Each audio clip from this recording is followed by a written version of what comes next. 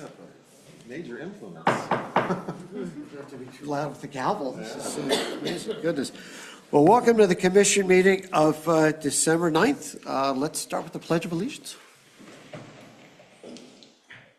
Pledge allegiance to the flag of the United States of America and to the republic for which it stands, one nation, under God, indivisible, with liberty and justice for all. Manager McGill, if you could call the roll, please. Thank you, Commissioner Silverman. Commissioner Flynn? Present. Commissioner Siegler? Here. Commissioner Silverman? Here. Commissioner Swager Wilson? Here. Commissioner Grella is absent this evening. Since Commissioner Siegler's online, I'm acting president for the evening. All right, let's see. Next on the agenda, summary of discussion topics and manager's announcements. Manager McGill, please. Thank you. Earlier tonight, the commission met in discussion session and received information and discussed the following items. We received information from Chief Haberman on municipalities' intersection cameras. We heard a presentation on the fire department's strategic plan, and we received an overview of the Greenhurst Sidewalk Expansion Project that is planned for 2026. We also heard updates on activities of the various boards from their commission liaisons. Prior to that meeting, we met with the solicitor in executive session to receive legal advice on a variety of topics and to discuss appointments to an advisory board. The next meeting of the commission will be held on Monday.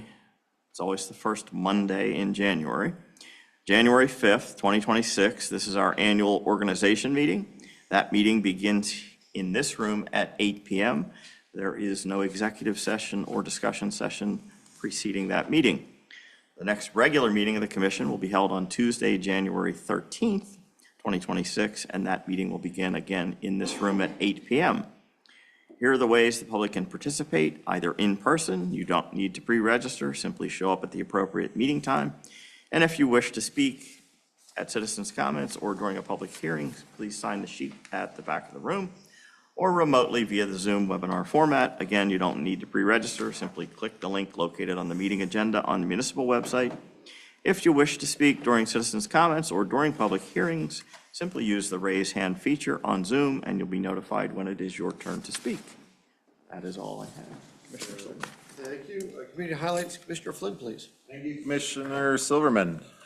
Join the Mount Lebanon Civic Engagement Board for the MLK Junior Day of Service on Monday, January 19th at the Mount Lebanon High School Little Theater.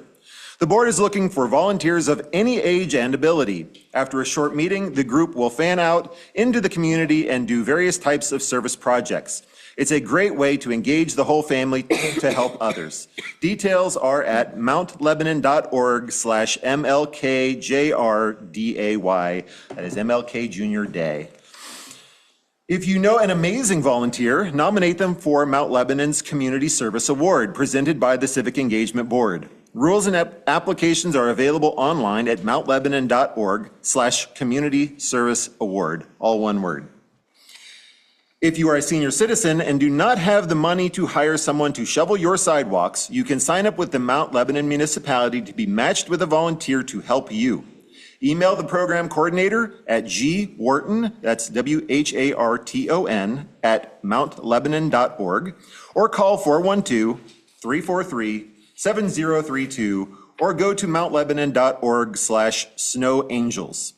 If you have time to help others, you can also contact Greg or go to that Snow Angels webpage to fill out a volunteer form. Remember, you have 24 hours after the end of a snowfall to clear your walks of ice and snow. Businesses have 4 hours. When we get deep snow accumulation, the Mount Lebanon Fire Department would appreciate it if residents would shovel a 3-foot circle around the neighborhood fire hydrants. It helps them get to it quickly in case of a fire. And finally, the commission and staff of the municipality of Mount Lebanon wish you and your family the happiest of holiday seasons and a wonderful new year. To those of you who choose to make Mount Lebanon your home this year, thank you. All of us send everyone our best wishes for a safe, healthy, and enjoyable 2026. That is all I have. All right, thank you. Next on the agenda, our junior commissioner, Paige Fox. Ms. Jocks. Hi, Commissioners. It's a little bittersweet because it's my last meeting, but I'm Mine just gonna too. go. I'm just going to go as normal. So recently we've had a lot of days off of school. Last week we had the snow day in the middle of the week, and I think that was just a really nice refresher. I know I enjoyed that snow day. I mean, we had to do school online, but I mean, at least you don't have to go into school. And this week is Keystone exams, so if you're not taking the Keystones, you get to come in at 10 a.m., which is nice because everyone can sleep in, especially when I know I have practiced pretty late in the night sometimes, so it's nice to be able to sleep in a little bit, and you don't have to wake up and go to school all drowsy. So through the month, we have the gift drive at school. Each homeroom is given a kid to shop for. Students should donate $2 to $3 to their homeroom representative, who will go out and is responsible for buying the items that are on the children's wish list. And I just think it's really nice. I know that people in my homeroom have donated $5, even $10, so we can make sure that the kids are getting what they want.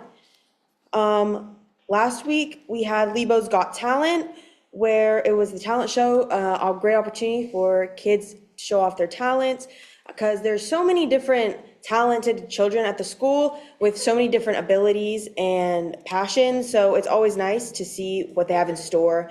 And last Saturday, the 6th, the forensic speech team traveled to Duquesne, where 4 of the students received medals, including former Junior Commissioner Abby Sohaida. I always call her out because she always medals at every event she goes to. As you know, she's a very great person. And also to shout out my own team, the girls wrestling team. We traveled to Madison, Ohio for a tournament. We took 10 girls. 8 of them received medals, and we had 6 champions, including myself. So we had 6 people go undefeated. Thank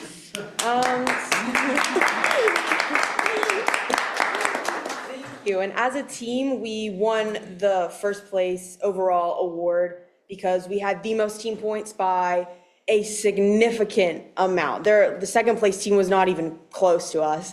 So yeah, that's all I have regarding school. But I just wanted to say thank you so much to the commissioners and to everyone who's come to all the meetings for giving me the opportunity to have this platform. I really appreciated it, and it's been a great opportunity to really pursue and start a career in local government and maybe in the future in a larger government setting. So thank you so much. I really appreciate it. You're welcome. Well, thank you for volunteering, and we have a gift for you, so. Oh my gosh. Yes.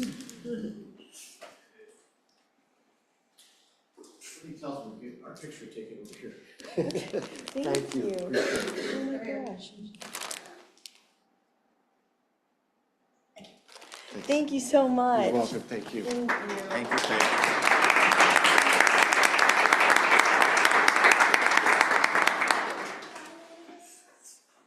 See, next on the agenda, citizen comments. We're going to start with online comments, see if anybody online wishes to speak. We do have one online. I'm going to go ahead and let them on. Okay. Bear with me here.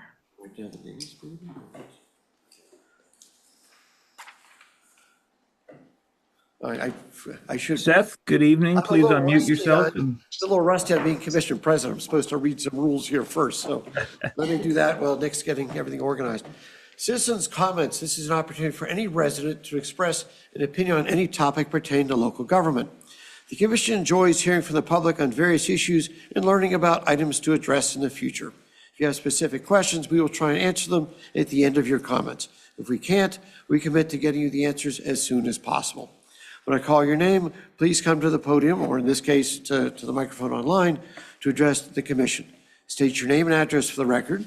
In fairness, we ask each speaker to share their thoughts for 5 minutes. The community is as good as each person in this room and online. We work together to make this a community that we can all be proud of, and that we hope that the dialogue remains respectful. We also appreciate the audience's efforts to refrain from any behavior that is disruptive or might intimidate free speech. Nick, do you have the first person teed up? Yeah, I got them teed up. Seth, good evening. Please unmute yourself and state your name and address for the record. You will have 5 minutes for your comments. You will hear a tone when your time is concluded. Hi, good evening. My name is Seth Davis. I am at 513 Hillcrest Place, and I wanted to speak to you tonight because of the ongoing safety concerns we have throughout the community. Most recently, a individual was hit by or individual slash student was hit by a person driving near Cedar and Greenhurst, as far as I'm aware. And we would like to know what our plans are to do more. This is a community that calls itself a walking community. And I say calls itself that because often it feels like it is in name only rather than in action. And we ask this evening to, if the municipality isn't going to do immediate or responsive things to allow the citizens to do so. We know there are several policies that have been recommended from the mobility board to commission for change, and really want to know, what is the municipality doing to investigate this incident and respond in short-term and long-term plans to improve this intersection. We've passed a policy for complete streets in 2022. And we want to know why there was nothing implemented with Cedar Boulevard during the repaving. We hear via budget there's going to be parking improvements adjacent to the Cedar Boulevard fields. I don't know that many of the community ranked parking as their number one concern in the comprehensive plan. This is a walking district. This is a walking community. We want to know when changes are going to come and how they are going to come. Beyond budget, I think the most critical component is cultural change. We need to have our emergency services, our management, our leadership living this walking district, this walking community, and understanding what it's like on the streets. Every sidewalk obstruction, every construction implementation is a barrier often for us moving outside of a vehicle. And while it is frustrating construction, when you're inside a car in a heated space or a cooled space. There have been incidents of crossing guards being threatened by people getting out of their cars, specifically around Lincoln School District. The actions of people driving are just out of control. And while people will say, well, pedestrians don't often look, we are looking. I am a parent of two children. I just got home from wrestling practice for my 6-year-old daughter. She's now taking a shower, or her son is going to come home. That is my greatest concern, the safety of our kids. So we call the commission to action. And moving on the things we're doing. I want to commend the commission and leadership for moving forward with an active transportation plan, but I think there are solutions that we can work towards now. And I look forward to working with the community to take action and improve these streets for all that are using it, and look forward to the further implementations of the Complete Streets policy and the implementation of the active transportation plan. Thank you for your time. Yeah, thank you for your comments. We appreciate that. Nick, is there anybody else online at this time? Yep, we have one more. Give me 1 second here. Kelly, good evening. Please unmute yourself and state your name and address for the record. You will have 5 minutes for your comments. You will hear a tone when your time is concluded. Hi there. Good evening, commissioners and neighbors. My name is Kelly Pack. I live at 121 Overlook Drive, and I just want to thank everyone for the opportunity to speak tonight. I'm also going to echo some of the concerns that Seth, my neighbor, just raised about improving walking safety in our community. I really care so deeply about continuing to make Mount Lebanon a place where walking is safe, comfortable, and truly supported. My family moved here from Washington, D.C. in 2019, and a primary motivator for us choosing to live here was because of its distinction as a walking school district. As somebody who also works in a national nonprofit organization that advocates for trails, walking, and biking and federal funding for these facilities, I was really thrilled to learn about Mount Lebanon's adopted Complete Streets policy. And it's such a step in the right direction for continuing to be a community that holds all users of streets in regard and keeping them safe. So the intention of the Complete Streets policy was really clear. When a road is repaved, we got to take the opportunity to make it safer for people walking and biking. Cedar Boulevard was repaved last year, but unfortunately the Complete Streets design improvements were not as complete as they could have been. And at a key connection in our community, a child was struck by a driver. And unfortunately, I hear from my daughter who goes to Jefferson Middle School, relay a handful of other incidents of near misses and collisions between children, pedestrians, and other distracted drivers around the Lincoln and Jefferson school areas.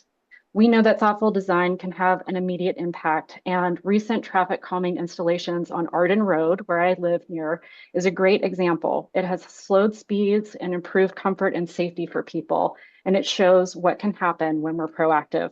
So just like to offer a few requests and suggestions.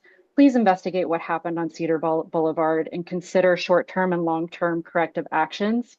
And consider the use of funding available for quick design adjustments. Help us understand why Complete Streets policy wasn't applied during the recent repaving of Cedar Boulevard and how we can ensure that it's consistently implemented going forward. I'd suggest to establish a performance measure to systematically track crash and injury data and include that as an amendment in our Complete Streets policy so that the municipality can regularly evaluate safety outcomes and prioritize improvements.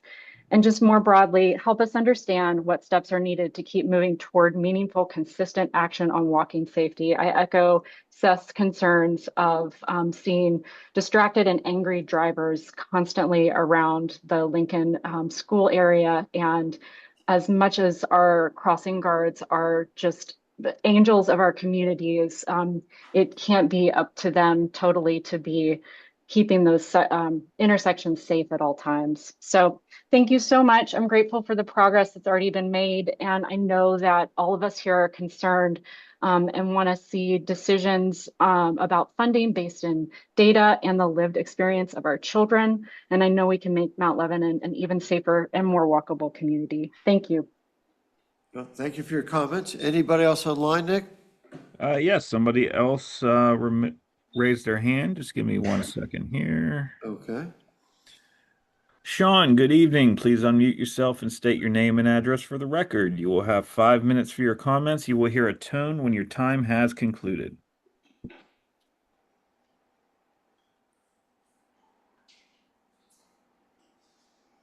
Sean, I can't tell if you're on mute or not. It doesn't look like he's on mute. Sean, can you hear us? Sean knows how to work a computer, so there must be something wrong.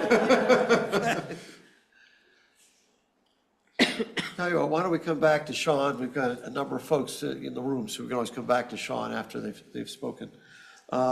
Nick, anybody else online? Otherwise, we'll get to the folks that are on the agenda here in the room. Nobody else online, but I'd like to ask Sean that if he does find the issue, that to re-raise his hand, and I will address that later whenever you circle back. Beautiful, thank you.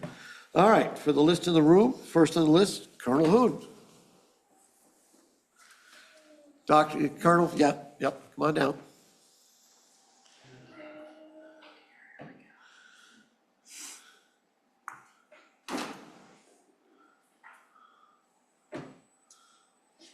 Bill Hoon, 456 Coolidge Avenue. It's good to hear people coming up and talking about the walking issue in Mount Lebanon. This has been going on and on and on for years. It's in your court. We would like to see something done before we get somebody else killed here.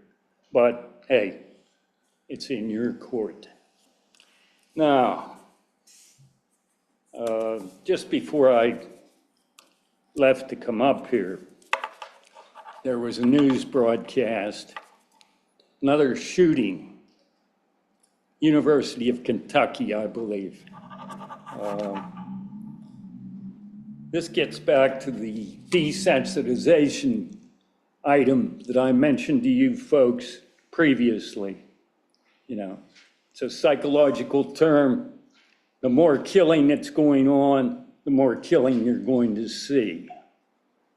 And I have known soldiers who told me that the first time they shot and killed somebody was kind of tough. It was a reflex action because there's somebody out there with a gun and they're going to kill the soldiers I was talking to or their friends. So they snapped the rifle around and blew them away. Now, after that, the same soldiers told me that it was easier with subsequent shootings. You know, it's not a matter of you're thinking, oh my God, what am I going to do? Am I going to kill this guy? I don't even know him. After that, they get into it. And see, that's what we're seeing in society. We're seeing more and more shootings, and we will see more and more shootings and killings. For that matter, knives are popular overseas because guns are tightly controlled. But the more that happens, the more that will happen.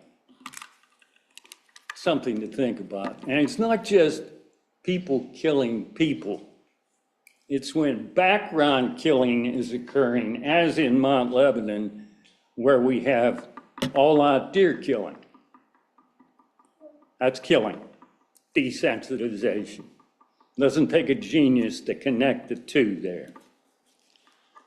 Okay, today I saw 2 deer, 2 young does. And thank God they were not in Mount Lebanon. I cringe to think of what happens to my fellow animals in this township. If I had my way, they would all be elsewhere. Trees, too. We don't seem to have much respect for trees. Saw a couple more cut down today. So, has anybody else noticed all the killings? You know, I mean, just like the driving issue in this township. If you walk, there is no way you're not going to notice that you've got a problem in Mount Lebanon. And it doesn't make any difference what you're doing with the traffic lights. I mean, when I came across Washington Road down here, when I had that pictogram and the notice was telling me, walk, walk, walk. So I walked. And then I noticed as I'm walking across the street, cars coming up the other way beside the public safety building, has his indicator on. He's going to turn right into me. And on the other side, on Royer's side, there's another guy. He's going to turn right into me. Both of them stopped. But maybe not next time. Maybe it'll be somebody's kid next time. You know, I don't like this. None of us like it. I mean, you got to get control of this. The speeding is just off the charts. We can't even address that because it's a matter of you've got to run. You absolutely have to run. 2 days after I got out of hospital with my pneumonia case, went up to Fire Hill Road, and I was thinking that I was just as strong as I've always been. I was going to dash across the road. There was a car coming. I got halfway into the street and I was out of gas. He stopped. Thank you. You're welcome. Next on the list, Kate Speen? I don't know if I'm pronouncing that right. When you come on down, you give the proper pronunciation.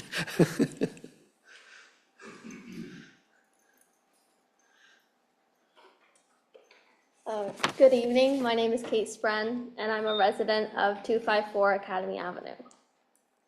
I'm here tonight, similarly to the others speaking, to advocate again for the implementation of the 2022 Complete Streets policy.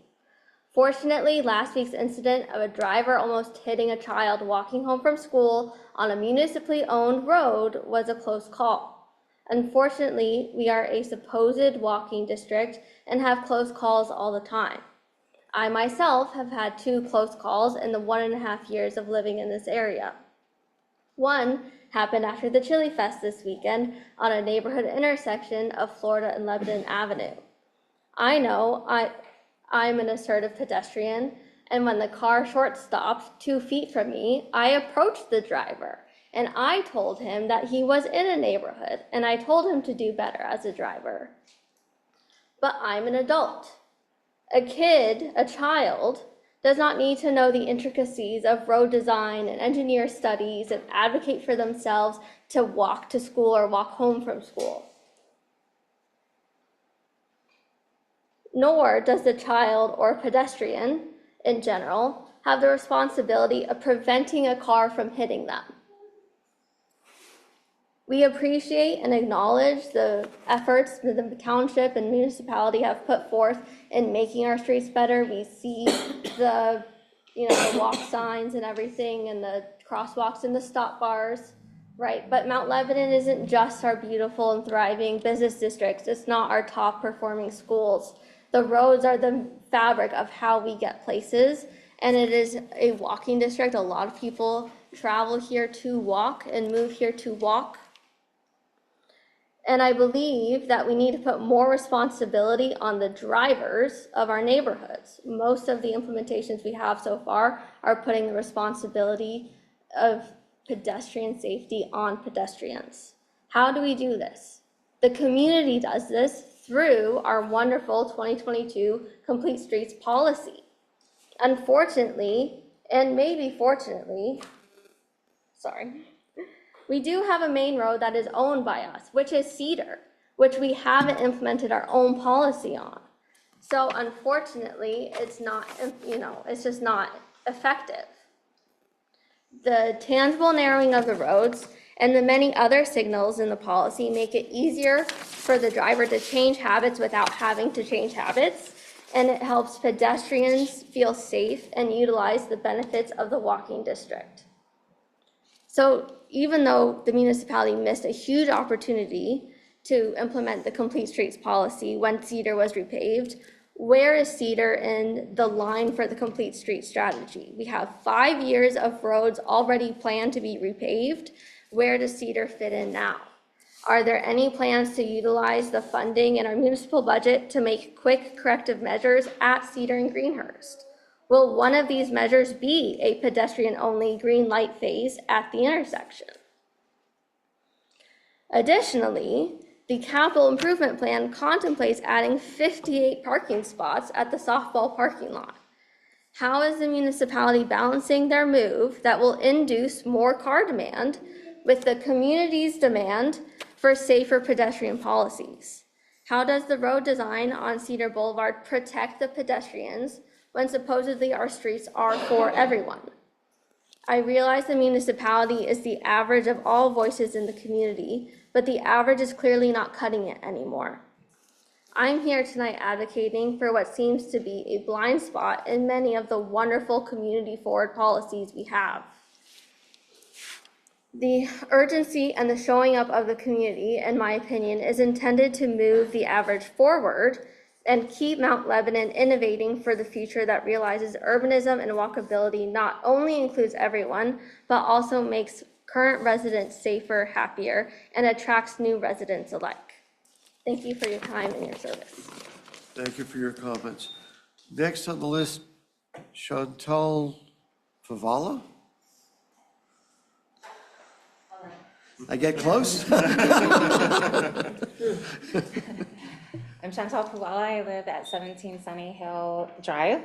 And you may recognize me because I came to, at least those who go to the mobility board meeting, I was at the September mobility board meeting to talk about the issue of my daughter and I almost got hit. She did get hit by a car at a crosswalk on Washington and Mount Lebanon Boulevard, the Mount Lebanon Boulevard that turns into Castle Shannon Boulevard. We were walking to it wasn't school time, but it was like school hours because we were walking to her summer camp at Foster Elementary School. And we were crossing that street every single day we walked, we almost got hit by a car. Every single time I tried to cross that crosswalk, I was playing Frogger, and I am not kidding you. It was like this the whole time, back and forth, trying to figure out. So on that fourth day of doing it, I was very conscientious about waiting till all the cars drove right through the crosswalk when I had a green light, because there's a left-hand turn ability, but they have a green light at the same time as the crosswalk has a green light. So I'd wait until someone would stop and notice that, oh, you're supposed to yield to the pedestrians. There's no sign there that says left turn, yield to pedestrians. When I came to the mobility board meeting in September, I offered to buy a sign for the city because they're not very expensive. And I'm willing to very much put forth my own money to have that happen. I think signs up in those intersections where you're sharing a crosswalk and a green light with pedestrians, a reminder that you're doing so is really important for the driver and extremely life-changing for the pedestrian. On the Thursday of that week, the fourth time I tried to cross that crosswalk, I stopped, waited for the person wasn't coming. I assumed that meant he was waiting for us. So I went into the crosswalk. Apparently the person wasn't paying attention to the light because he gunned it. And it wasn't until I jumped back and pulled my 7-year-old daughter back with me, her feet got completely knocked. That's how fast that guy came around at us. Her feet got knocked off. Everyone pulled over. Everyone was freaking out. Like, people saw it and they were horrified. It wasn't just me. I was like having a heart attack, but everyone pulled over and was like checking and making sure everything was okay and was very, very concerned about the safety of that crosswalk. So having heard that yet again, we're having this issue in another place in Mount Lebanon, even though my concerns have not been addressed since back in September when this happened, it has me very concerned about the lack of progress that's being made. So I thought it was only my responsibility, having heard this yet again is happening, and knowing that my neighbor on Sunny Hill a few years ago died crossing a crosswalk in Mount Lebanon makes me really concerned for the lack of effort in our city's part of making walking more safe. Because like some of the previous residents, I moved here 6 years ago with one of the main reasons being because it was a walkable city. And I and my children, I have 5 children, have all experienced very close encounters. So I just wanted to say that. That's it. Thank you for your thoughts. Next on the list, Kirill Chopin? Very well. Oh, thank you. Batting 1,000, Steve. Okay. The job for the rest of your life. Thank you. Hi, everyone. Kirill Tropin, 945 Margareta Avenue. First of all, I want to start with a moment of gratitude. I know we have some outgoing commissioners, Commissioner Silverman, Commissioner Guerra. Thank you so much for your service, for your years of volunteering, and your dedication to this community. Another moment of gratitude, I know this year we're getting menorah in the municipality, yes, so also very happy about that. Everyone has a friend who would appreciate that, I would say.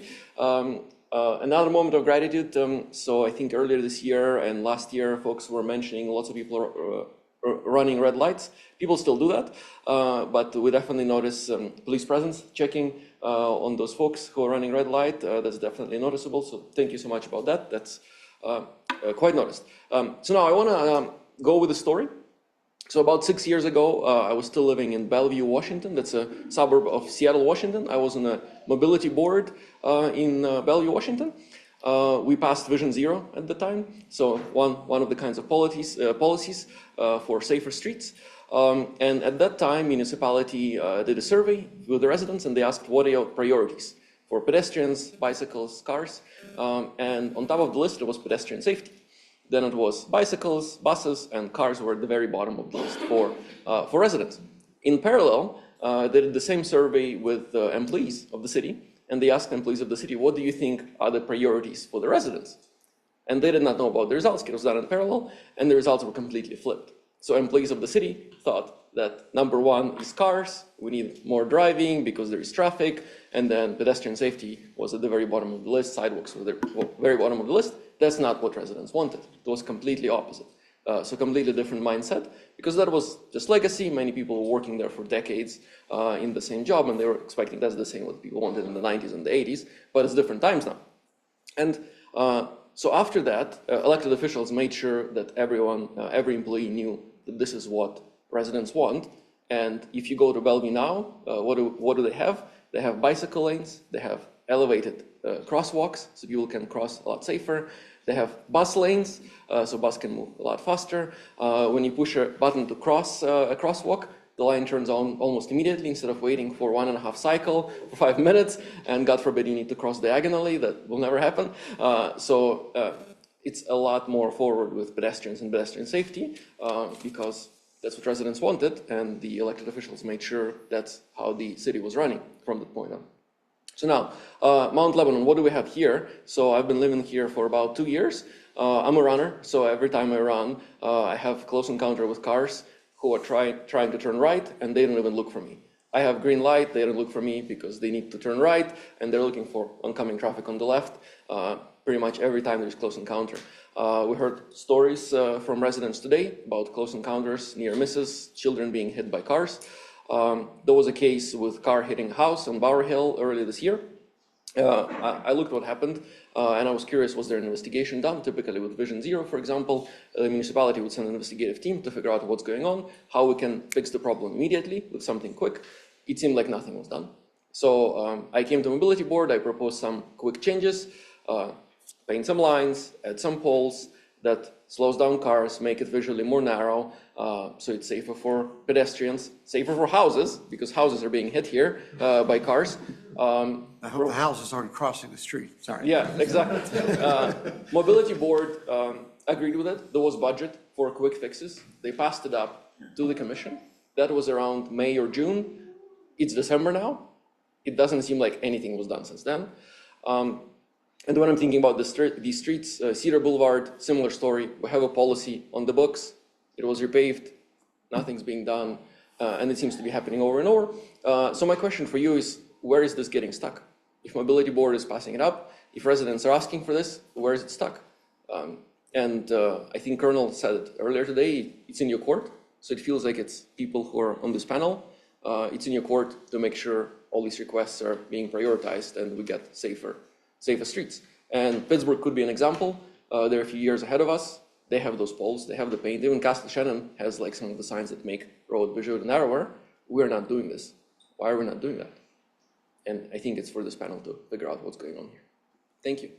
Thank you, appreciate your comments. Next, Beth and Amelia McCabe.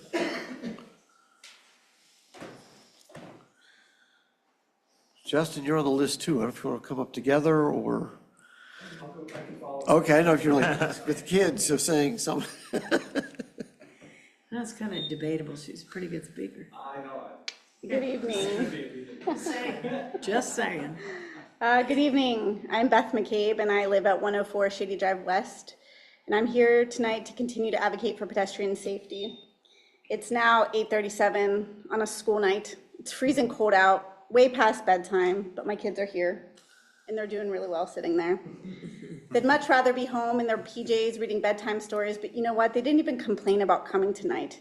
In fact, they wrote their own words that they wanted to share, because even at their young ages, they understand the gravity of the situation and the importance of advocating for what they believe in. They're here because I want to humanize the concept of pedestrian safety. When we ask for safer crossings, leading pedestrian intervals, more sidewalks, traffic calming, and streets designed for people, this is why. Look at their faces and know that they represent every one of the kids in our community that deserve better from their leaders. I refuse to let them become a statistic, or worse, be killed by a person driving a vehicle. When we chose to live in this walkable community, which we do love, I never imagined I would develop such an immense fear of cars. It's become such a source of anxiety. Last week, a child was hit by a person driving a vehicle while walking home from school. This statement should be shocking, but sadly, in our community, it's becoming more and more common. I can think of 3 others just off the top of my head. And this time, the child was in a crosswalk at Cedar and Greenhurst. Fortunately, from what I've heard, they are okay. The next kid might not be. Enough is enough. What is it going to take to see some real action? We've done so many surveys. How many different ways do you need to hear it? The #1 concern of residents is safer crossings. Residents want streets designed for people. If we as a community aren't doing everything we can to protect our most vulnerable residents, our children, then what kind of community are we? Our children should not be an afterthought. Cedar Boulevard is owned by the municipality. It's one of the few major streets that the municipality controls in its entirety. If I was in a position of power, I would ensure Cedar was the beacon of our community, an exemplary street that demonstrates our values. We face an uphill battle on so many other streets in our community because they are owned by the state.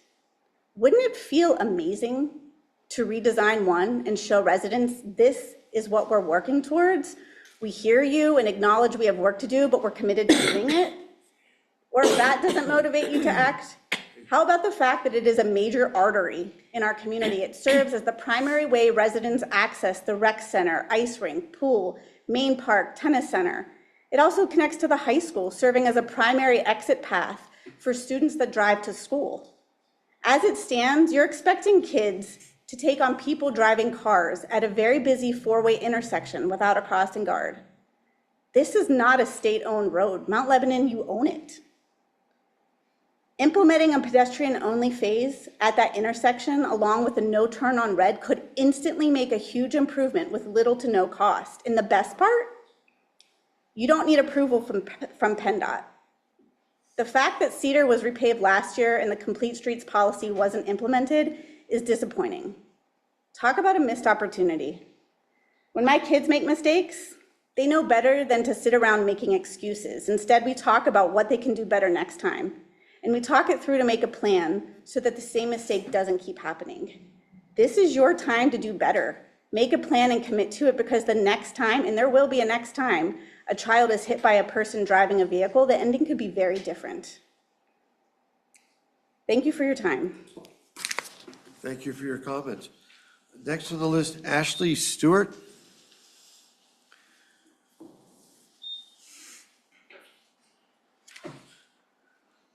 Hello, good evening. I'm Ashley Stewart, 96 Iroquois Drive. I'm here to also bring up my concern with pedestrian safety here in the municipality. I'm also here as a parent of young children who attend school in the district, and really just all of the children of Mount Lebanon, because as other residents have mentioned, they are not able to advocate for themselves. And in a community that calls itself walkable, I think it's our responsibility to protect them and to advocate for them. I try to do my part as much as I can as a citizen to keep our children safe on the streets. I live across the street from a public park. I'm all the time flagging down cars or drivers, people who are driving cars very fast down my street. On Cedar Boulevard alone, I go the speed limit, but the wide repaving does encourage speeding. I've been tailed by safety officers driving municipality vehicles owned by the municipality, driving very close behind me because I was going the speed limit. I've had people roll down their windows and yell at me, but I'm going the speed limit because it is as previously mentioned, a heart of our community. And so I'm just wondering when the Complete Street policy is going to be implemented. I was very happy to hear about it. But me yelling at people who are driving, me driving the speed limit myself. I've witnessed children who are almost hit on crosswalks as well. This is not infrastructure. Paint is not infrastructure. Speed limit signs are not infrastructure. We need some effective traffic calming measures. Cars are getting faster, they're getting quieter, and they're heavier, and there are more of them on the road. And that has been the growing trend. So how much longer are we going to accommodate these machines over the actual residents, especially the children of Mount Lebanon? So I really want to know what it will take to enact the Complete Street policy, and what will be done with the incident that was that occurred on Cedar Boulevard. A call for an investigation with that, and to really ask what is it going to take to implement safer policies for our pedestrians. Thank you for your comments. Next on the list, Aaron Petrell.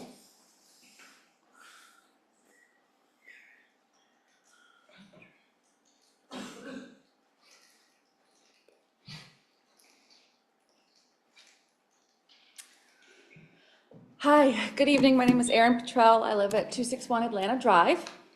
My family and I moved here about 3 years ago, and like many others, the walking community was key in that decision.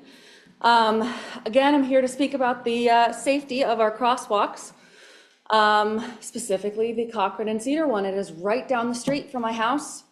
piggybacking on some of the same concerns I heard earlier today, but the light, if you're on the side of the mathnasium and the bakery and you're crossing, so the people coming from the rec center are turning left, that light is green, and then halfway through the light being green, the walk sign turns on. So cars are flying around the corner and people are starting to cross the street. Almost every time I get hit.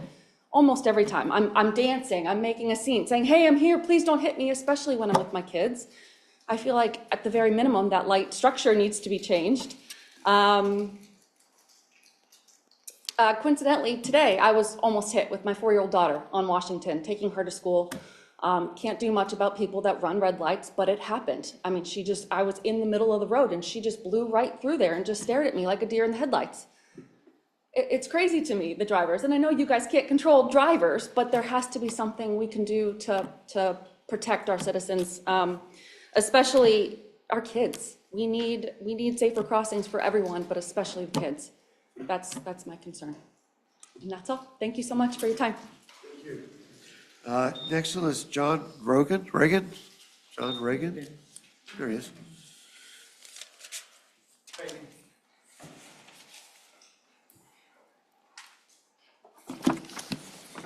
Good evening. My name is John Reagan of 777 Shady Drive East. It's been a while. I've been busy.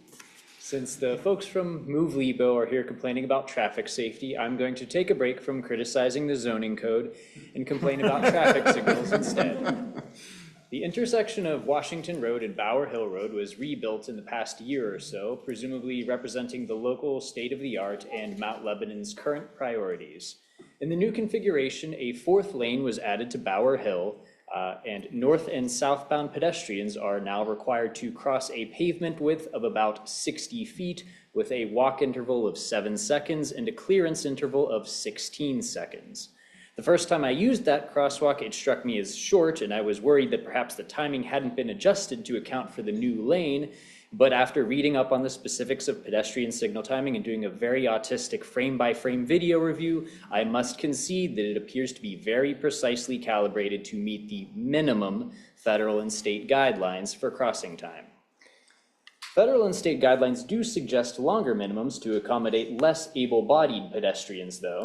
Within 600 feet of this intersection, or about 10 crosswalk lengths, there are 2 bus stops, 3 churches, and their associated elementary schools and preschools, 4 large residential towers with elderly skewing populations, a traditional mixed-use building, and an empty lot that might theoretically be developed into another residential tower someday. My church has at least 4 blind pedestrians that cross this intersection in one of the other crosswalks to get to Mass. It is actually astounding just how much of Mount Lebanon's population lives in just 5 buildings within 2 blocks of it. If this intersection isn't getting designed based on reduced walking speeds, then I assume none are. Credit where credit is due, this intersection does avoid the left turn problem in Uptown that Colonel Hoon was just complaining about. Anyway, due to increasing headways between PRT Red Line trains, lately after work I've been often riding the Blue or Silver Line from downtown to Castle Shannon and then walking home, which can be quite a harrowing 20 minutes now that it's getting dark earlier. Most of the sidewalk on the Castle Shannon side of the road is closed due to partial collapse, but everyone seems to just hop the barrier rather than walk on the Mount Lebanon side with the high-speed shop and save driveways, a design which I hope will be categorically banned on multiple levels in the new land development ordinance. Sorry, I couldn't help myself. At the intersection of Castle Shannon Boulevard with Mount Lebanon Boulevard, there is a daunting 90-foot-long crosswalk where the inside lane by itself is about 65 feet wide, or as wide as all 6 lanes of Washington Road in front of the Galleria. The traffic signal uses something called a leading pedestrian interval, which I understand the municipality has been rolling out at select locations lately. This allows pedestrians to get out into the crosswalk before traffic starts moving for visibility. Unfortunately, the advanced walk signal overlaps with the 6-second or so window where technically northbound traffic doesn't have a protected green arrow anymore, but drivers know that they can squeeze through before southbound traffic starts moving if they go fast. I question whether standard pedestrian signal guidance can readily be extrapolated at all to an intersection with a 65-foot wide lane, but PennDOT suggests mitigating this problem with one of those flashing yellow arrows telling drivers to please be careful. After that, the main dangers I need to worry about on the way home are the crosswalk, where the telephone pole and the guardrail block oncoming traffic's view of the crosswalk, the sidewalk in front of the vacant lot, whose owners are really into private property rights when it comes to political signs, but not so much when it comes to snow shoveling, and the crappy intersection by the EMS station. Beyond that, I have several good crosswalk and jaywalk options before I reach the scary crosswalk by the blind curve. Since I have a little bit of time, I just want to say thanks to Public Works for quickly fixing the pedestrian button at the second crosswalk, a second intersection I just talked about, because it had been hit by a car a couple months ago and knocked over. So thank you and good evening. Thank you for your comments. Next, Justin McCabe.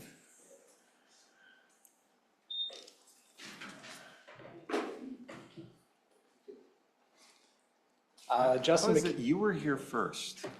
How is it that she got on the list first? I was wrangling.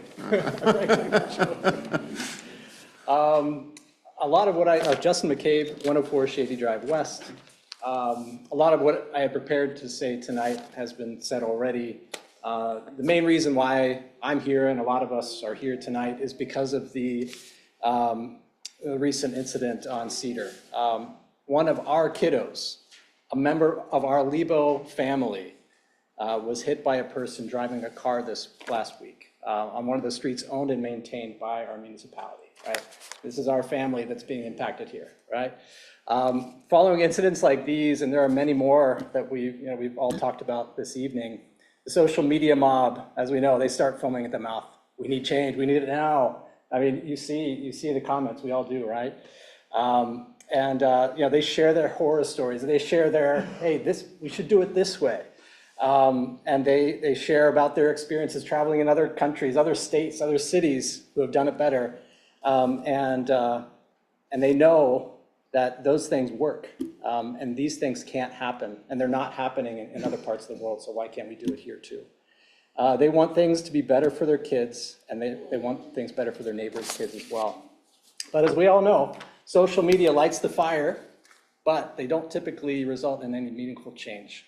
And after that fever dies out, the topic gets dropped and is replaced by some new shiny object that we all know happens. But we don't want that passion that we've seen on social media this past week to die, right? We don't want it to die on the vine.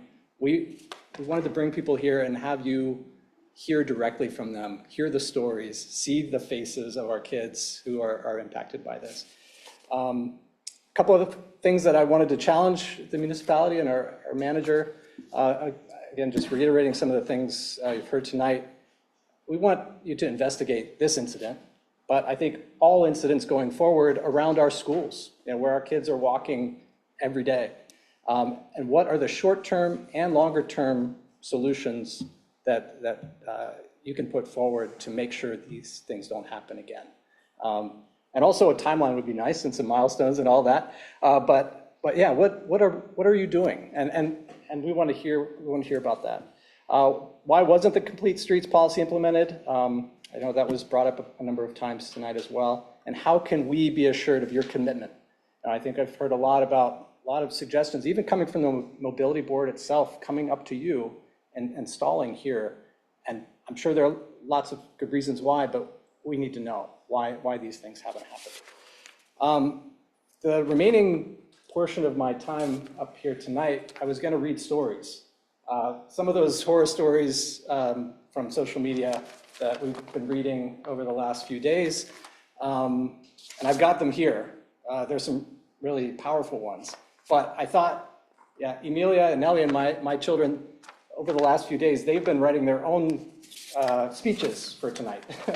And so they were actually going to come up here, but instead, I'm going to read it to you with my remaining 1 minute and 43 seconds. So this is from Emilia. She said, "Dear municipality, I have seen myself that you have not been taking care of the Williamsburg Park sidewalks. People could slip and fall on the ice and break their bones. It is not safe. I've heard that kids have been getting hit by cars. Most of them were in crosswalks with the walking sign. What is going on with this? This is not safe. Something is wrong with the crosswalks. It does not encourage me to walk on Mount Lebanon sidewalks to school or to visit friends or just go to walk my dog. It does not make me feel good. Here at the municipality, you are here to make things better and safer, but it does not seem like you've been doing that for the kids walking. You need to spend more money on safer sidewalks and streets. Thank you, sincerely, Emilia. And then this was from Elian, my 4-year-old. Hi, my name is Elian McCabe. Cars run over people, and that's not very nice. And that's sad. You should put road blockers so cars don't run into people. I don't think cars can realize that people are walking over the road, and it is very hard for them to see. But if we try to work together, we can try to make it so cars can see better. And so how can we do this is we need to get supplies to stop cars before they hit into people. Thank you for your time tonight. Thank you. Appreciate you and your children's comments. Next on the list, Joel Berry. Is that the last name right?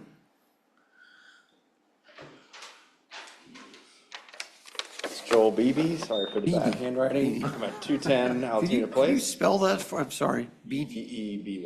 Okay, thank you. I'm also here to advocate for pedestrian safety. I'm just going to skip down to how we can make change. So I think the city of Pittsburgh is a great example. Changes don't need to be expensive or overthought. They're doing quick test and learn builds that can be installed in a matter of hours with paint and FlexPost. I know paint is not infrastructure, but the point of this approach is to test and learn and try something new. We should be working with the same proactive approach with the intent that if a design works, it could later be converted into a fully engineered build out. An example where this test and learn approach could be implemented is on Scrubgrass Road, with temporary physical design changes tested using this quick build infrastructure before the repaving, instead of the signage-led approach that has been installed currently, and I think is fairly ineffective. The Mobility Board also made the recommendation for the Citizen Street Improvement Policy more than a year ago. This would empower community groups to propose and install their own traffic calming devices with municipal approval, of course, taking pressure off DPW. Similar examples can be found, again, in the city of Pittsburgh, in Friendship at a large intersection that was reduced with community coming and doing a painting on the street, as well as FlexPosts, and in front of the Woods Run Carnegie Library. There are also a lot of grants through the Bloomberg Philanthropies to do these kind of transformations on our streets. So we're lucky that that student wasn't seriously injured or killed. We have tools at our disposal to make quick and effective changes at intersections, narrowing turn radii, reducing crossing distances, and making roads safer for everybody. So I ask that you get on board with the type of work that the city of Pittsburgh, just down the street, is doing to make roads safer for all. Physical change in our community is important. Signage is not the answer, but I think just through paint and poles, we're gonna start on our journey to safer streets before it's too late. That's it. Thank you for your comments. I want to come back to Sean Battis to see if he's able to comment. I don't know if he's still on the line. He is. He has his hand raised, and we have someone else with their hand raised. So I'm going to go ahead and start that process. All right. Sean, good evening. Please unmute yourself and state your name and address for the record. You will have 5 minutes for your comments. You will hear a tone when your time's concluded. Oh, Sean. Come on, Sean.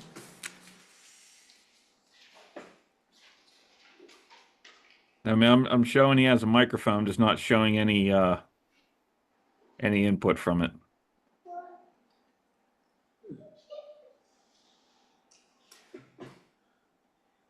I feel like one last chance. Let's go to the other person you have online, then we'll come back to Sean.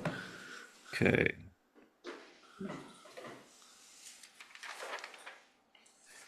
We actually had someone else raise their hand as well, so we have two more people. Okay. So we'll start with Robin. Robin, good evening. Please unmute yourself and state your name and address for the record. You will have 5 minutes for your comments. You will hear a tone when your time's concluded. Hi there, good evening, everyone. My name is Robin Lesko. I live at 60 Academy Avenue, and I am really excited that this is actually my first commissioners meeting for such an important topic and to see the neighborhood and the community coming together to rally for our neighbors and children.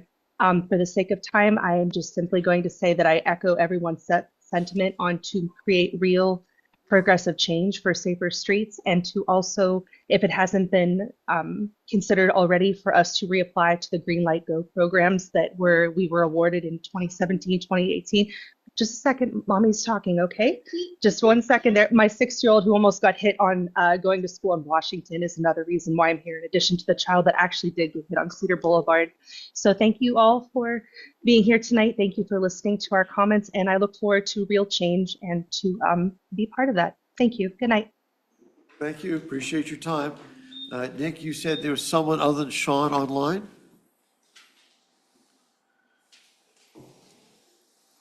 Morgan, okay.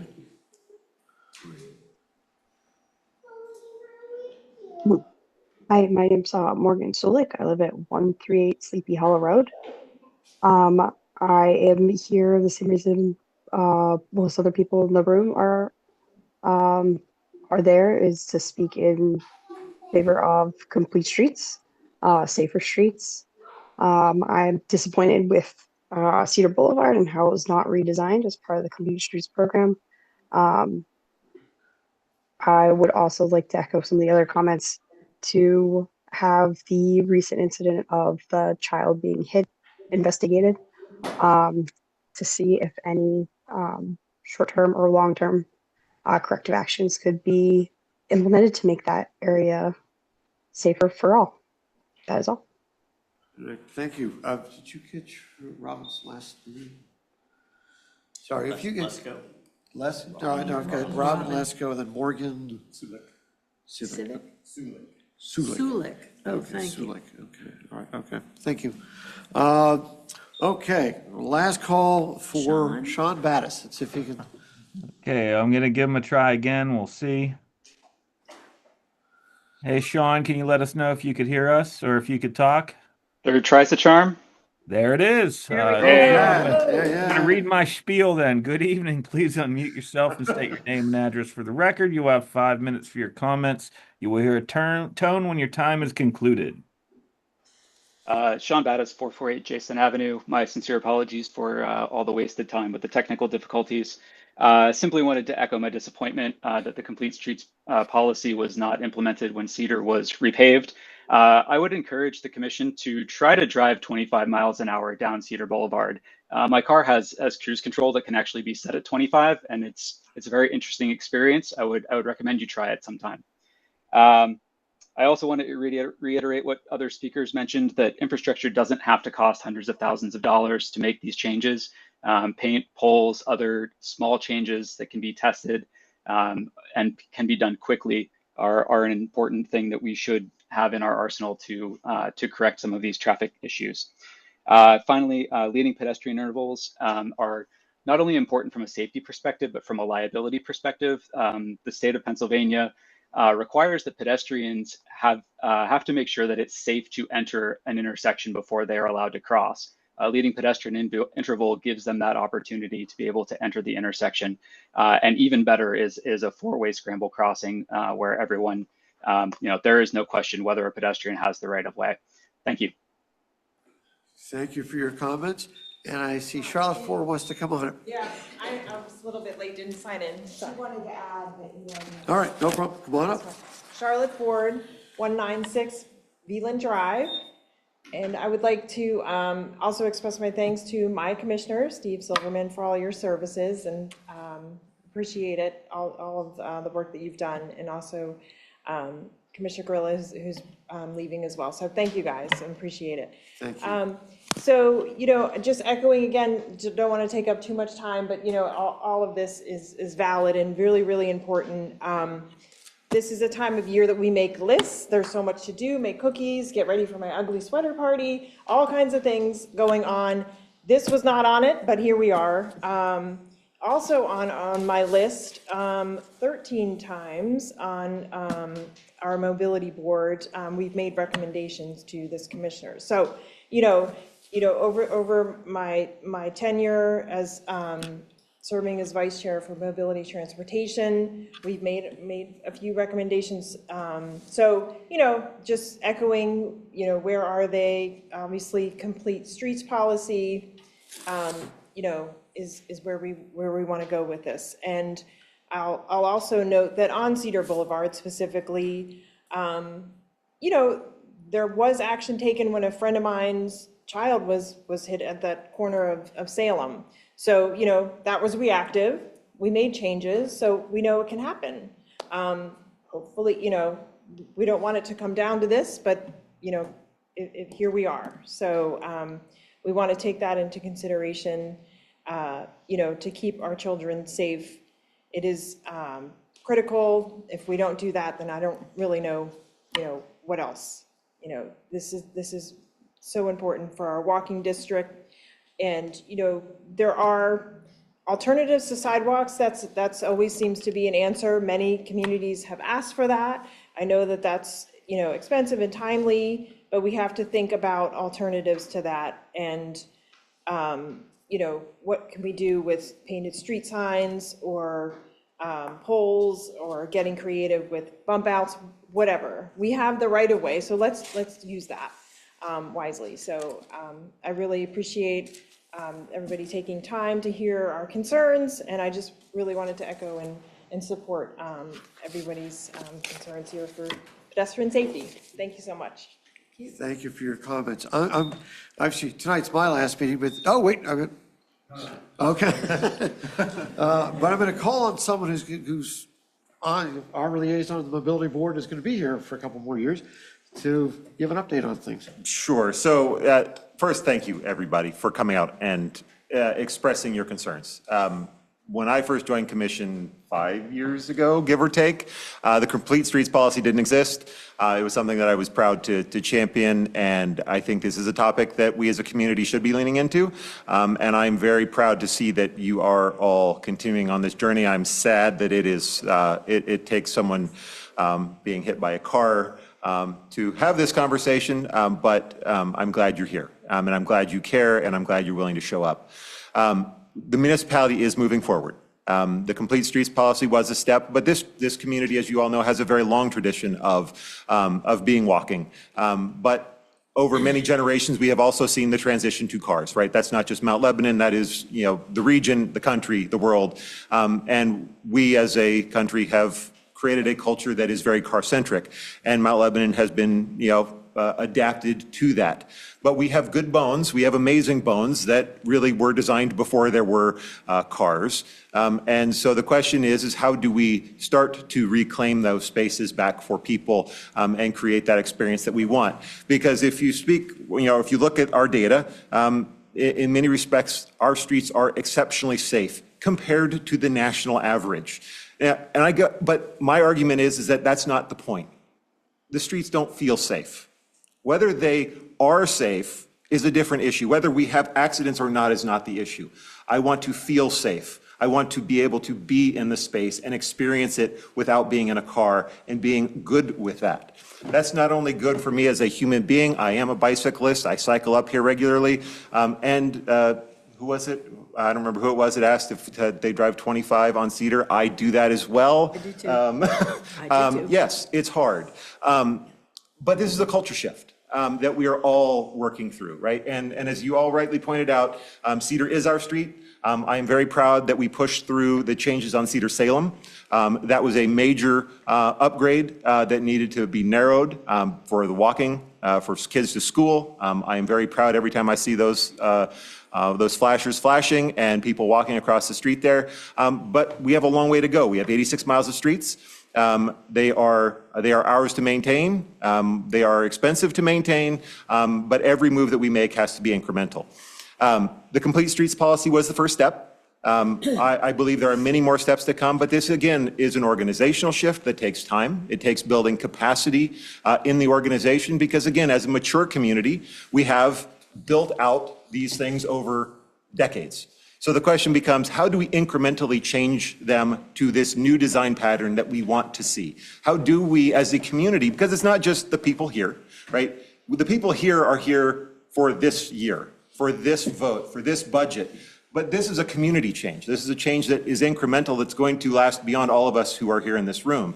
How do we seed that change incrementally? How do we create the journey that not only us in this room can have this dialogue, but every resident that moves here that wants to be able to walk with their kids to school, because we don't want to bus our kids, because we want to bike, because we lived in Geneva or London or Amsterdam or all the other great places that people have come from, who have experienced living differently.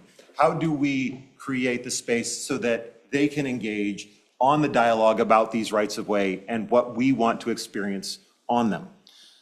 For me, that's the important journey that we are on. It is complicated. It is not as simple as just put paint down. There are legal issues. There are financial issues. There are any number of challenges that we face.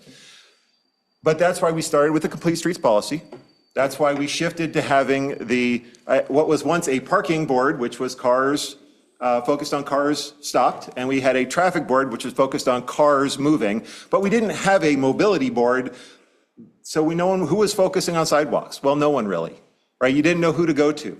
So we shifted that. We shifted the organization to now have a mobility board so that we can start to think more broadly. We can have these dialogues about how do we think about how we move through the community, because it's not just about cars, right? Cars are one of the components of how we live, but they shouldn't be the only one.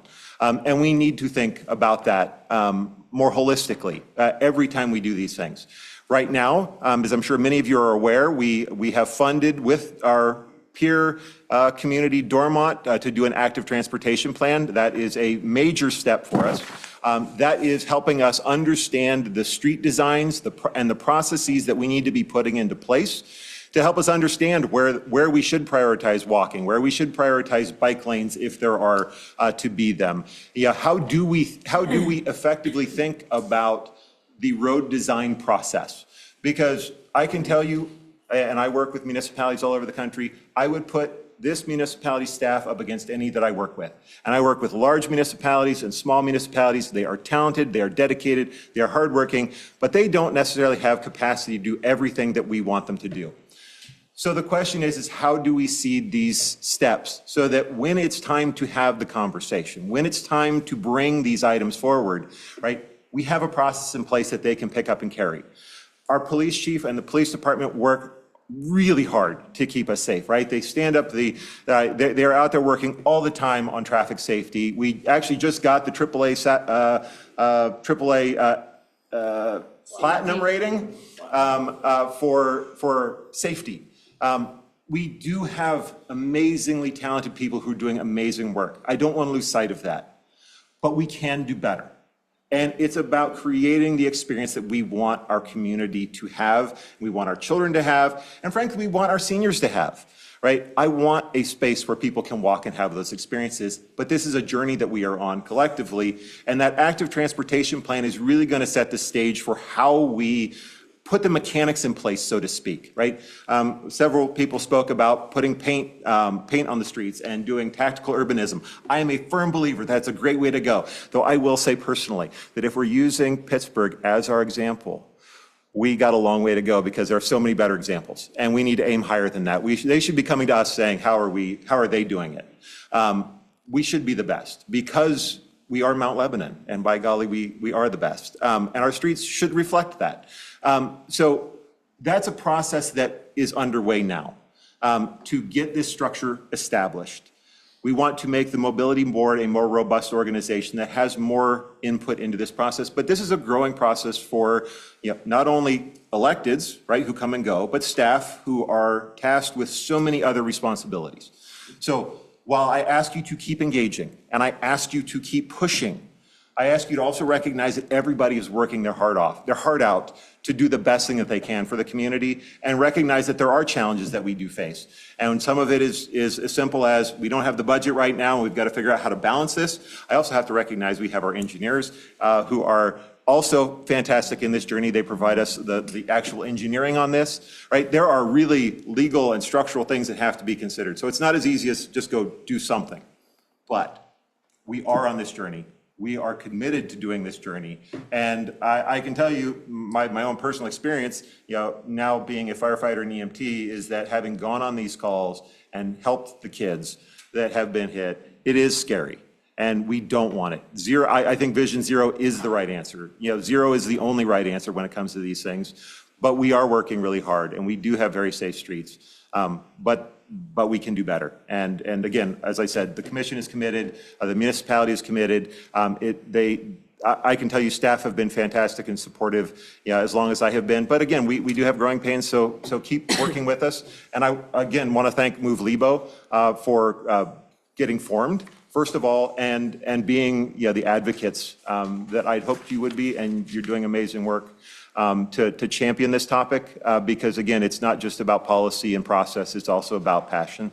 And sometimes that gets lost in the government exercise. So we're glad you're there, and keep helping us. So I hope that answers some questions. Again, we have mobility boards regularly. Please feel free to reach out to me as an individual. My information is available on the website. I'm always happy to talk about mobility issues. That they are close to my heart. It is a topic that I love. So any way that I can help or answer questions on what we are working on and how we are going about this, I'm always available. I want to say one thing. Go for it. John, next time you hit an icy sidewalk, will you please call the police so we could issue? Okay, good. That's really important. Seems to be the only way we can get people to follow that ordinance. Thanks. All right, well, thank you, everybody, for your comments. We'll move to the next item on the agenda. Item 4, Commissioner Flynn, please. Thank you, Mr. President. I move to approve the minutes of the adjourned meeting held November 25th, 2025. Second. Motion is second. Any questions or comments? Hearing none. All those in favor signify by saying aye. Aye. Any opposed?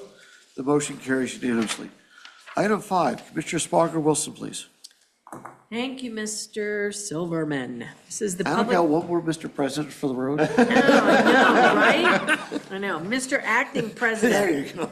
Now, this is where you're going to hear the numbers about what we've been doing to improve safety as you start to leave the room. Public hearing and consideration of ordinance bill number 5-25 concerning the municipality's 2026 budget. The commission held budget work sessions on November 6th, November 10th, and November 12th. A public hearing was held November 11th to comment on the manager's 2026 recommended budget. A second public hearing is being held tonight to comment on the manager's 2026 recommended budget regarding any commission revisions to the manager's recommended budget. The amendments are displayed. Now, just a little bit of history here. The manager can only recommend a balanced budget. The commission can, when they see fit, move something above the line, meaning the manager didn't recommend it, but we're saying it should go forward. So there are all of the changes. A couple I want to point out to you, which I think deal directly with safety. One is $80,000 increase to expand root damaged sidewalk repair.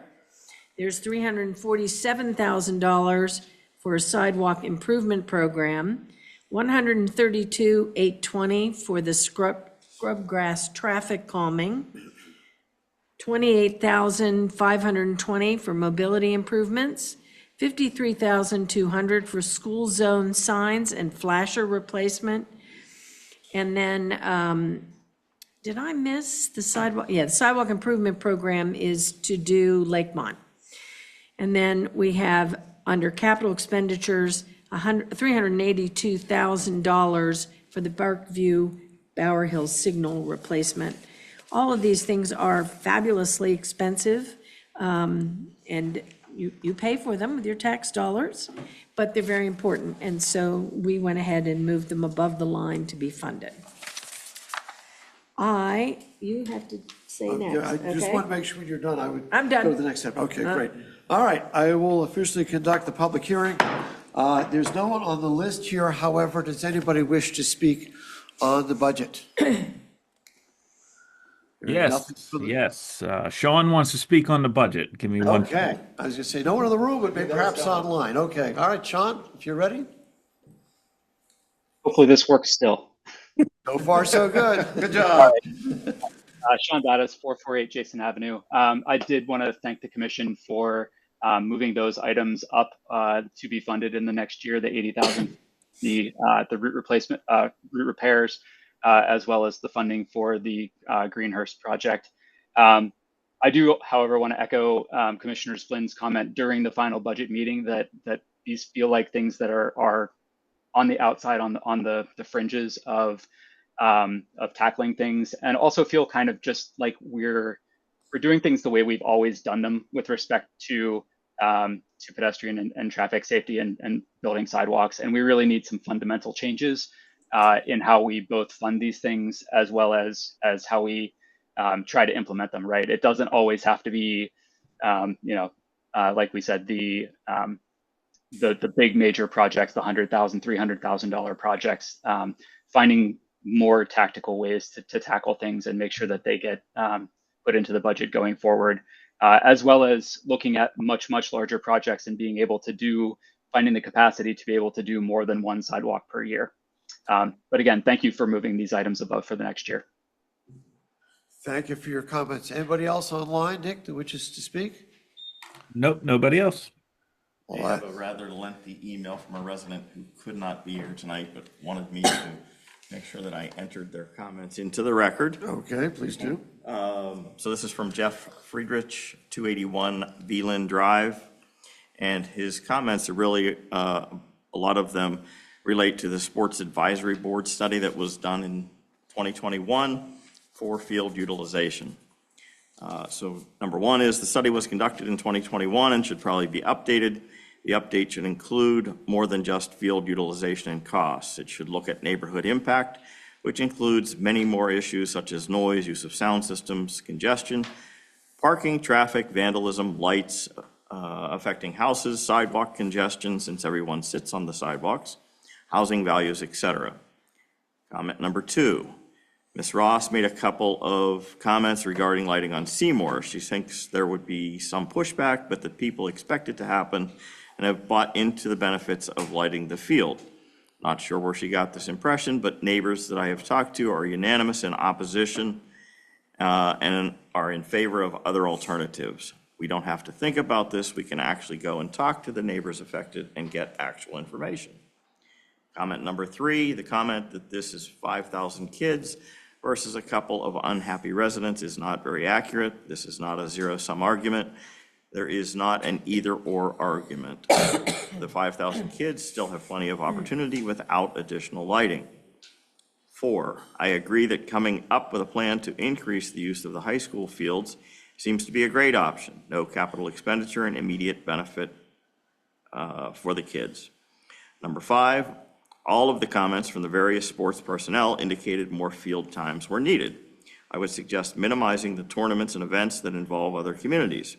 Let's open the fields to Lebo kids instead of holding tournaments for other communities. Number 6, Ms. Ross mentioned that most activities end around 9 or so. This may be true for permitting activities, but I can tell you that the fields are filled with kids as long as the lights are on.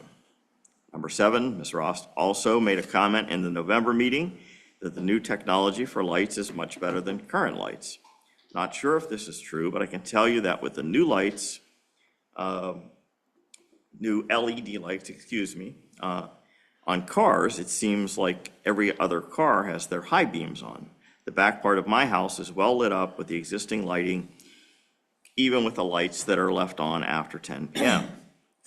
Number 8, I think that we have many more important issues than fields available in our community. There are better ways to spend money. Number 9, I agree to finding a way to better schedule fields and reassign field usage. It is very impactful. Number 10, turfing any field certainly gets you more utilization because you can use the field after inclement weather without any maintenance. Number 11, one of the major problems with the increased use of Cedar Boulevard fields is there is nobody on site to maintain control, address issues, and ensure all parties are following the rules. Who do you contact when teams are using sound systems or parking in unauthorized spaces or vandalizing property, etc.? We have been involved in many of those scenarios, and when we talk to the teams involved, we get little to no response with no other recourse. Who do you contact if the lights do not go off? Not sure, but we have been told to call the police, but this seems inappropriate. Number 12, there needs to be a clear set of rules and guidelines the teams are required to follow. Nobody seems to know what the rules and regs are, especially the non-local teams who arrive for tournaments, etc. We have loud sound systems playing as early as 7 a.m. on Sunday morning. 13, we are not just a couple of complaining residents. We've been dealing with the escalation of activity for the last few years. Those who do not live here and experience the chaos on a routine basis clearly do not understand the impact it has on all of us who live in close proximity. It would behoove the Parks and Recreation Group to spend some time and talk to the residents and come experience the fields during peak activity. Thank you for getting these comments on the record. I wish I could attend in person, but sadly I cannot. Thank you. Last call for anybody in the room, wanting to step up and comment? All right, hearing none, we will continue. I will wait until. If you want to do. We can wait until we motion, and then I will say something. Fair enough. Okay, I will close the hearing. Okay, Mr. Acting President, I move to enact Bill number 5-25. Second. All right, the motion has been moved and seconded. Perhaps some comments? Yes, so I actually, Mr. Battis made a comment that reminded me of something.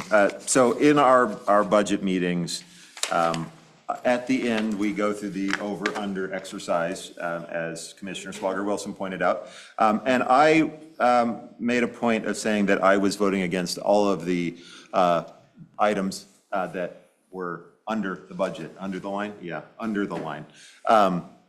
Meaning that I felt like we didn't need to spend the excess, and frankly, the money should have gone into reserves.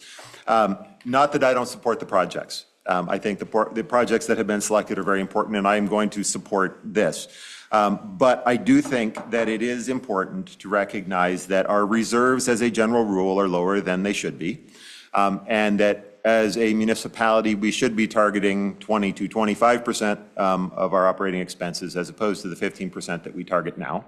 But more importantly, which is what Mr. Battis reminded me of, is that I think that the opportunity for commissioners to opine on how some of these dollars are spent creates a incentive for us to not necessarily change some of the structural processes within the municipality that we should change. I believe that we do need to ask the manager and staff to be more aggressive about implementing the budgets with the desires of the of the commission and the residents in mind, even if that would potentially pose the challenge of a tax increase. It's still ultimately the responsibility of the commission to decide, but if we are going to find paths for the community to move forward on things like, mobility and safety and traffic calming, I think we need to lean into our staff more and trust them more to put forward budgets that are going to accomplish these things that we're striving to accomplish, and be willing to have the hard conversation when it comes to potentially raising taxes, because that's how we support these types of initiatives that our residents are asking for. So again, while I support this budget, I think it's going to be another good year. I think our staff does an amazing job of putting together the budget every year. I have seen many in municipalities all over the country. This one I, again, would put up against anybody. Andrew McCurry is amazing. The process he puts everybody through is, I don't know, akin to a drill sergeant, I would imagine, but is phenomenal. Comes out, does great things, really maximizes the value to our residents in so many ways, and really keeps us all honest. And I appreciate that he does that, and that the manager leads this the staff through this process every year.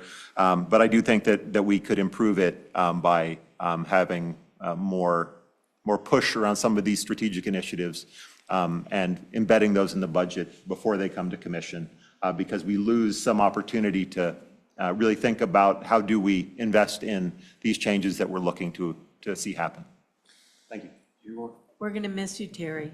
Yes, Terry, Miss you, and Terry. yeah, I Your should have said retirement. something. Thank you for your service to Mount Lebanon. Commissioner Siegler, any thoughts? All right, okay. You have a motion and a second. You did? All right, say we did. Those were comments. Thank you. All right, having heard all the comments, all those in favor signify by saying aye. Aye. Any opposed? The motion carries unanimously. All right, item 6, Commissioner Flynn, please. I feel like it's my night to talk. Thank you, Acting President Silverman. Consideration of ordinance bill number 6-25, fixing the tax rate for the year 2026. The municipality will be fixing its tax rate in accordance with the adopted budget. The tax rate for general purposes is currently 4.50 mils. The tax shall be fixed at the rate of 4.50 mils for the year 2026 and continue in force for each successive calendar year without annual reenactment unless the tax is subsequently changed. The ordinance was introduced on November 11th, 2025, and the public hearing was held on November 25, 2025. Mr. Acting President, I move to enact ordinance bill number 6-2025. Second. We have a motion and a second. Any questions or comments? It's just kind of the risk of stating the obvious. The tax rate does not change. There's a lot of That's the verbiage short there, of but it's it. like, really going, what? No increase. So, all right, with that, all those in favor signify by saying aye. Aye. Any opposed? The motion carries unanimously. Item 7, Commissioner Swager Wilson, please. Thank you, Mr. Acting President Silverman. This is the consideration of ordinance bill number 4-25, amending the 2025 budget for revenue and expenditures not anticipated in the 2025 budget. The following adjustments are proposed. It's on the screen to your left and on the screen to my right. You will note that they balance. I move to enact ordinance bill number 4-25. Second. The motion is second. Any questions or comments? Hearing none, all those in favor signify by saying aye. Aye. Any opposed? The motion carries unanimously. Item 8, Commissioner Flynn, please. Thank you, Mr. Acting President. Consideration of ordinance bill number 7-25, establishing compensation for employees for 2026. The ordinance establishes the pay rates and levels for employees, including those covered by collective bargaining for 2026. It also sets hours of work and overtime, longevity, and fringe benefits. The ordinance was introduced on November 25th, 2025, and I move to enact ordinance bill number 7-25. And I second that. The motion has been moved and seconded. Any questions or comments? Hearing none, all those in favor signify by saying aye. Aye. Any opposed? The motion carries unanimously. Item 9, Commissioner Swager Wilson, please. Thank you, Mr. Acting President. This is consideration of resolution number R-12-25, designating a depository for the funds of Mount Lebanon for all primary banking activities. The municipality must designate a depository each year for its funds. The Director of Finance recommends that the municipality retain depository of First National Bank for all primary banking activities. Therefore, I move to adopt resolution number R-12-25. Second. The motion has been moved and seconded. Any questions or comments? Hearing none, all those in favor signify by saying aye. Aye. Any opposed? Nope. The motion carries unanimously. Item 10, Commissioner Flynn, please. Thank you, Mr. President. Consideration of resolution R-1325, designating a depository for the funds of Mount Lebanon. The municipality must designate a depository each year for its funds. The Director of Finance recommends that the municipality retain depository of West Banco Bank for the treasurer's account and petty cash. I move to adopt resolution R-13-25. Second. The motion has been moved and seconded. Any questions or comments? Hearing none, all those in favor signify by saying aye. Aye. Aye. Any opposed? The motion carries unanimously.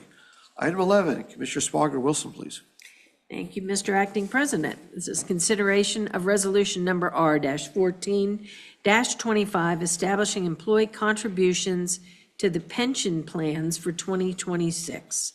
Each year, the employee contribution levels must be set for the municipality's pension plans. The calculation is done in accordance with state law, and the contribution levels are collectively bargained with employee groups. Employee contributions for 2026 to the Mount Lebanon Police, Fire, and General Pension Plans are hereby established as follows. For the police, 4.5% of total eligible compensation. For those in the fire service hired prior to August 28, 2011, 4.5% of total compensation. For those hired after August 28, 2011, 4.5% of base salary and longevity. For general employees hired prior to January 1st, 2012, 4.5% of total compensation. And for those hired after January 1st, 2012, 4.5% of base salary and longevity. I move to adopt resolution number R-14-25. Second. The motion has been moved and seconded. Any questions or comments? Hearing none, all those in favor signify by saying aye. Aye. Aye. Any opposed? The motion carries unanimously. Item 12, Commissioner Flynn, please. Thank you, Mr. Acting President. Consideration of Resolution R-15-25, adopting the Capital Improvement Program for 2026 through 2030. As required by the Charter, the Capital Improvement Program for 2026 through 2030 was submitted to the Commission on August 1st, 2025. Copies of the document were placed at the library, municipal building, and website. A public hearing was held on October 14th, 2025. Mr. Acting President, I move to adopt Resolution R-15-25. Second. The motion has been moved and seconded. Any questions or comments? Hearing none, all those in favor signify by saying aye. Aye. Aye. Any opposed? The motion carries unanimously. Item 13, Commissioner Swager Wilson, please. Thank you, Mr. Acting President. This is consideration of resolution number R-16-25, adopting the comprehensive fee schedule. The Commission has reviewed and is now approving the proposed 2026 comprehensive fee schedule for municipal operations and activities. I move to adopt resolution number R-16-25. Second. The motion has been moved and seconded. Any questions or comments? Hearing none, all those in favor signify by saying aye. Aye. Any opposed? The motion carries unanimously. Item 14, Commissioner Flynn, please. All right, this is where we get punchy. Thank you, Mr. President. Adoption of the resolution number R-18-25 and number R-19-25 for grant applications to the Allegheny County Sanitary Authority Green Revitalization of Our Waterways Program. Applications for an Allegheny County Sanitary Authority Green Revitalization of Our Waterways Program grant has been prepared for the following areas. 2026 Supplemental Painters Run Road, I'm not going to read the number, SFR project. The project will rehabilitate approximately 1,800 linear feet of 8 to 10-inch sewer mains using manhole-to-manhole liners within the monitoring shed. The estimated project cost is $192,478.50. The 2026 Supplemental McDonough Run SFR project. This project will rehabilitate approximately 3,500 linear feet of 8 to 10-inch sewer mains using manhole-to-manhole liners within the monitoring shed. The estimated project cost of this wonderful project is $368,139.50. The GROW Grant Program will reimburse the municipality for eligible design and construction costs as determined by Alcosan. If awarded, the municipality can expect a reimbursement of 15 to 85% of the total eligible design and construction costs. The repairs are intended to provide additional infiltration and inflow reduction above and beyond the requirements of the Phase 2 COA. The grant requires a commitment from the municipality and adoption of a standard resolution. Mr. President, I move to approve the submission of the Allegheny County Sanitary Authority Green Revitalization of Our Waterways Program grant application and adopt the associated resolutions of municipal commitment. Second. Well done. Any questions or comments? Hearing none, all those in favor signify by saying aye. Aye. Any opposed? The motion carries unanimously. Item 15, Commissioner Swager Wilson, please. Thank you, Mr. Acting President. This is consideration to purchase pay stations for Beverly Road and Washington Road. The single-space meters in the Beverly Road Business District will be replaced by 4 pay stations. In addition, a replacement pay station is needed in the Washington Road Business District. The 5 total pay stations will allow for paying for parking by entering your license plate and allow for variable rate pricing. The purchase included the installation and configuration of the hardware and software. The new equipment will tie into our existing parking platform. The total purchase price for the equipment and installation for 2025, as quoted by Butts Ticket System, here we go, creative name, under PA CoStar's 033E22042 is $53,651.98. The equipment will be purchased from the parking fund. I move to purchase 5 CWT S5 Touch Pay by Plate Pay Stations from Butts Ticket Systems at a total price of $53,651.98. Second. The motion is moved and seconded. Any questions or comments? Hearing none, all those in favor signify by saying aye. Aye. Aye. Any opposed? The motion carries unanimously. Item 16, Commissioner Flynn, please. Thank you, Mr. Acting President. Consideration of an appointment to the Hospital Authority Board. Keith Elio's term on the Hospital Authority expires December 31st, 2025. The commission would like to thank him for his service. I would like to move to appoint Stevelyn Saunier to a term effective January 1st, 2026 and ending December 31st, 2030, with my apologies to both if I have butchered your names. Well, it's Keith Elliott, but your French was marvelous. Or at least you faked it well. I tried. Second? All right, we have a motion and a second. Any questions or comments? Hearing none, all those in favor signify by saying aye. Aye. Aye. Any opposed? The motion carries unanimously. Item 17, Commissioner Swager Wilson. Thank you, Mr. Acting President. This is consideration of appointments to the Civic Engagement Board. The municipality maintains a number of boards and authorities. The commission thanks these dedicated residents for their hours of service to the municipality. At this time, it is necessary to appoint new members to fill vacancies caused by board member resignations. We move to appoint Joanna Platt to a term expiring 3/31/27 and Shane Bua to a term expiring 3/31/28. Second.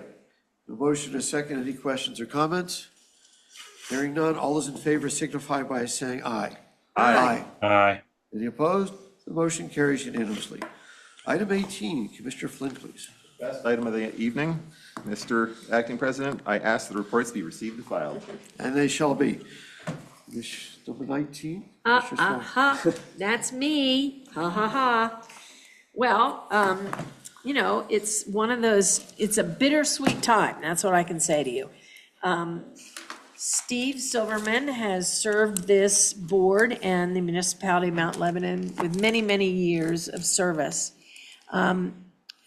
Steve always does his homework, and that's, you know, we get packets sometimes like this. I'm trying to think how many applications we had to review for the Civic Engagement Board, you know, like 25, that you read them all. And Steve does that. You do your homework. It's really an admirable trait. I hope your children have learned their lesson from him. Do your homework. And you're also, you know, you have a great sense of humor, which we really need on this board. Sometimes it gets tiring to be yelled at. Sometimes we're not yelled at, but, you know, Steve always has that funny comment, usually a movie quote, which I have no idea what he's talking about most of the time, but that's okay. And you're just really a very inspirational person from your hard work, your good humor, your really desire to do a good job for this town. So thank you very much. Thank you, thank you. It's been my honor to serve as commissioner for 12 years, but It's time to pass the baton. And yes, it's a movie quote, or at least a show quote for you. To borrow from Hamilton, I've loved being in the room where it happens. And now we know where you live, so of course we can come back and get you for, you know. Remember, Tuesday nights, Dance with Stars, I'm going to be tied up. Oh, golly, that's right. I know. Well, we do have a gift for you, too. Thank you. I've got a bit more of a speech here, so I finish go this ahead. speech before I get the wonderful gift. It's See, like- here I am interrupting again. No, on the other hand, you may want to interrupt me, we'll see. So I've enjoyed helping the residents of Mount Lebanon. I wanted to thank the voters of Second Ward for electing me 3 times to work for them. Thank you to my wife and family for their patience and support. I want to thank our wonderful municipal staff for their help and expertise, and to my past and present commissioners for their advice and for their perspective. We've accomplished a lot of good things together. We upgraded the Uptown Business District and the Public Works facilities. We fixed many of our existing sidewalks. We've added a new one along Woodland Drive. And we finally rebuilt the steps at the end of Inglewood Drive. Pet project for me. Renamed those as the Silverman Steps. As long as they're not the Silverman Memorial Steps, we're okay. And we added the well-utilized artificial turf at Middle Field, and we've converted 2 tennis courts into pickleball courts. I've enjoyed my work as a commissioner. I'm glad I could bring my background, my expertise, my perspective, and my energy to the position. And I've tried to leave Mount Lebanon in an even better place than when I started office. So thank you all for everything. And happy holidays.